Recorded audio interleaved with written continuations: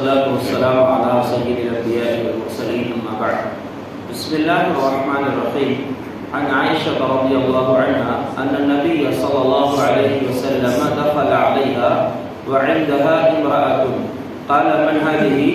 قالت فلانة تذكر من صلاتها. قال ما عليكم ما تطيقون فإن الله لا يمل حتى تملوا وكان أحب الدين إليه ما دام عليه صاحبه. رواه البخاری. صحیح بخاری کی حدیث نمبر 43 ہے. یہ حدیث کی راویہ ام المومنین عائشہ صدیقہ رضی اللہ عنہا بیان فرماتی ہیں ایک مرتبہ نبی صلی اللہ علیہ وسلم میرے گھر تشریف لائے تو میرے پاس ایک خاتون بیٹھی ہوئی تھی. تو آپ نے پوچھا کون ہے یہ؟ تو ام المومنین نے بتایا، ان کا نام بتایا جو بھی تھی، حدیث میں اس کی وضاحت نہیں ہے. خاتون کا نام بیان کرنے کے بعد کہا یہ بڑی نماز کی پابند ہیں یا نفل نمازوں کا بھی بہت اہتمام کرتی ہیں.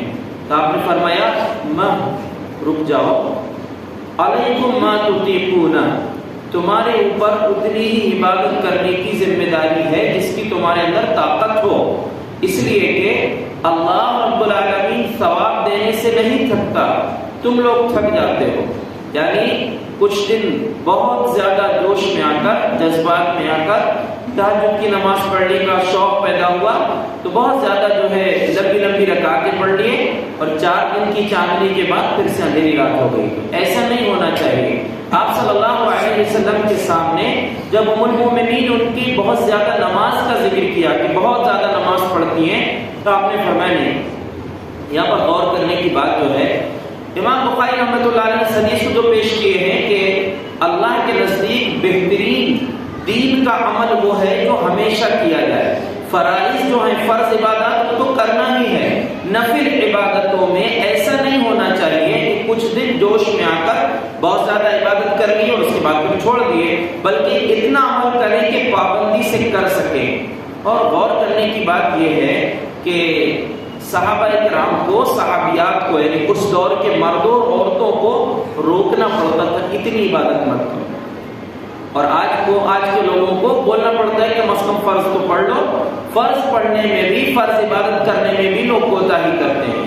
دوسری بات یہ ہے کہ نبی صلی اللہ علیہ وسلم نے جب اس خاتون کے بارے میں پوچھا کہ یہ کون ہے، جواب سے ایک اشارہ ملتا ہے کہ ام المومنین نے بتایا کہ فلاں ہے اور بڑی نماز کی پابند ہے.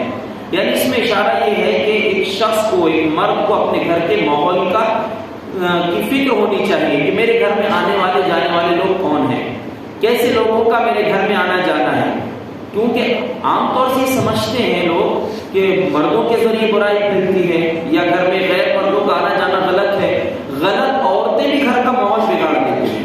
تو نبی صلی اللہ علیہ وسلم نے جب ان کے بارے میں پوچھا تو بتایا کہ اچھی عورتیں نماز کی پابند ہیں. اس لیے ایک اور حدیث میں ہے کہ ام سلمہ رضی اللہ عنہ کے گھر میں ایک شخص بیٹھا تھا جو کچھ غلط بے حیائی سے متعلق کچھ بات اس نے کر دیا تو آپ نے سختی کے ساتھ کہا تھا لا يدخلن هؤلاء علیکم، ایسے لوگ تمہارے گھروں میں بالکل داخل نہ ہوں.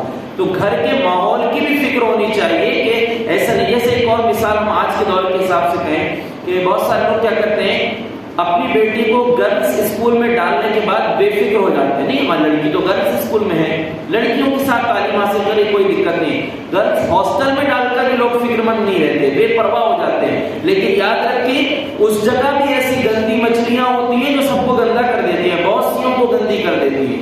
تو ایسا انسان کو بے پرواہ نہیں ہونا چاہیے کہ ہم بس گھر کے حالات کو دیکھ کر خوش رہیں کہ بس ٹھیک ٹھاک ہے. نہیں، بلکہ اس معاملے میں بھی فکر مند ہونا چاہیے کہ ہمارے گھر کی جو خواتین ان کا تعلقات کیسی عورتوں سے، وہ بھی ایک اہم ذمہ داری ہے گھر کے ذمہ دار کی.